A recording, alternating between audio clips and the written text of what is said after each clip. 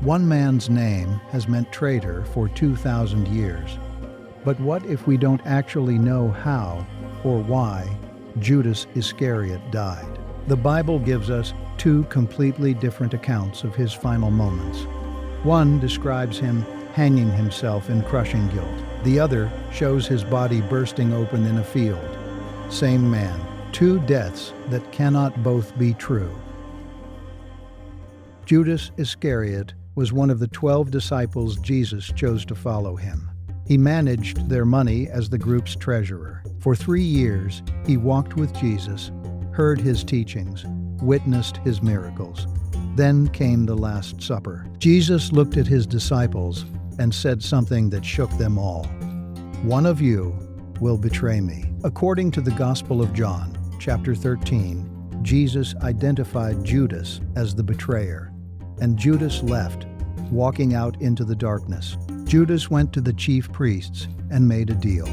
30 pieces of silver in exchange for information about where Jesus prayed at night, away from the crowds. That night in the Garden of Gethsemane, Judas identified Jesus with a kiss.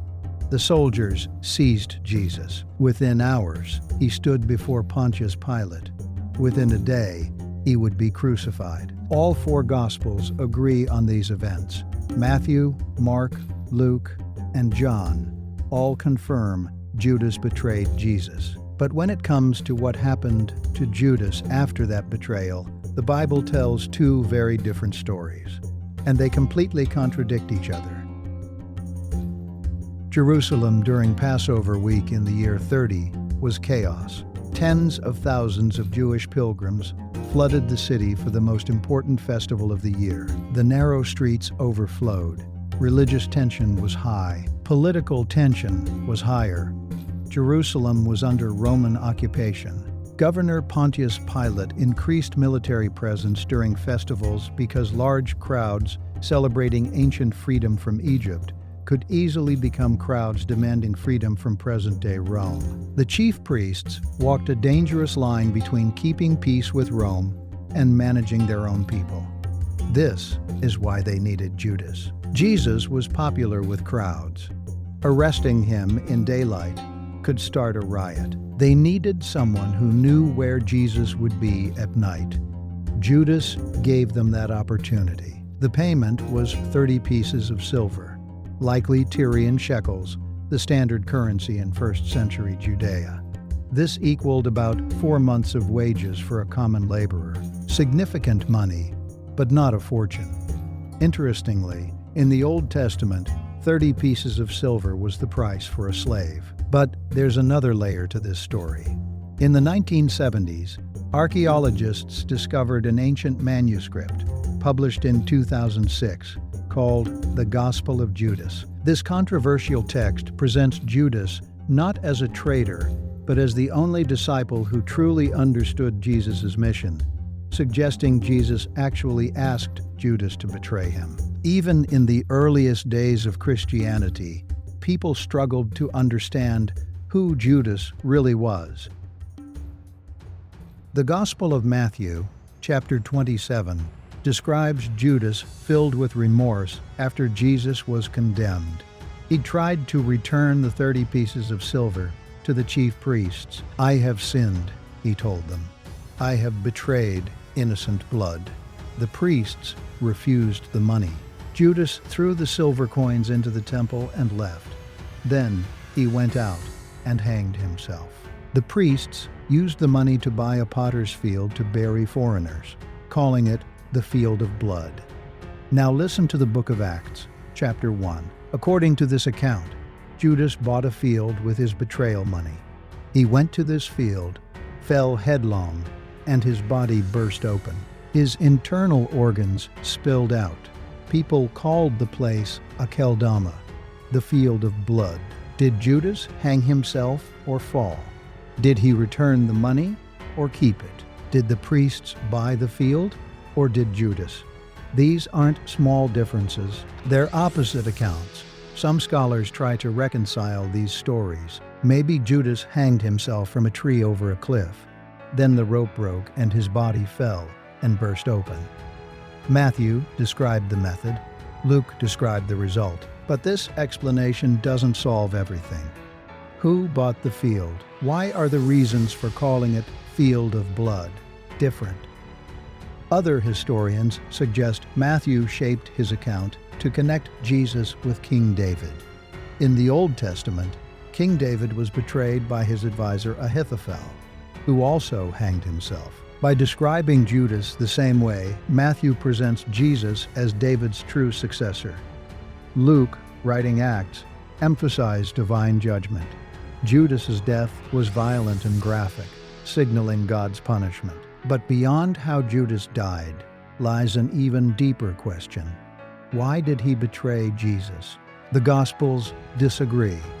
John suggests Judas was corrupt from the beginning. Luke says Satan entered him. Matthew hints at greed. The Gospel of Judas claims he followed divine instruction. Modern scholars explore other possibilities. Maybe Judas expected Jesus to be a military leader who would overthrow Rome. When Jesus taught peace instead of revolution, Judas felt betrayed himself. Some historians suggest Judas thought he could force Jesus into action. That arrest would make Jesus finally reveal his power and establish his kingdom by force. Something went catastrophically wrong in Judas's mind. But what? Modern psychology offers insights into what happened inside Judas. He likely experienced cognitive dissonance, the mental pain when our actions contradict our beliefs. If Judas believed Jesus was the Messiah, but then betrayed him, his mind would be torn apart, trying to make sense of that contradiction. Human motivation is rarely simple. Judas might have had many motives working together: money, fear, disappointment, political calculation, maybe even twisted religious duty. Psychologists studying serious betrayals find this same pattern. We build complicated justifications for our choices. Matthew's Gospel suggests Judas went through rapid emotional stages. First, the betrayal. Then, sudden recognition of what he'd done. Then, overwhelming guilt. And finally, isolation. Judas had no one to turn to. The priests rejected him. His friends were gone. He was completely alone with what he'd done, and it was irreversible. When Luke writes that Satan entered Judas, we can understand this as the moment destructive thoughts overwhelmed his ability to make moral choices. That instant, when someone crosses a line they never thought they would cross. What does Judas's story teach us? That we're all more complicated than we appear. That people rarely fit into simple categories of good or evil. That terrible choices often come from tangled motives we might not fully understand ourselves. This doesn't excuse betrayal, but it helps us understand the weight of regret that can crush a human soul. 2,000 years later, we still don't have definitive answers.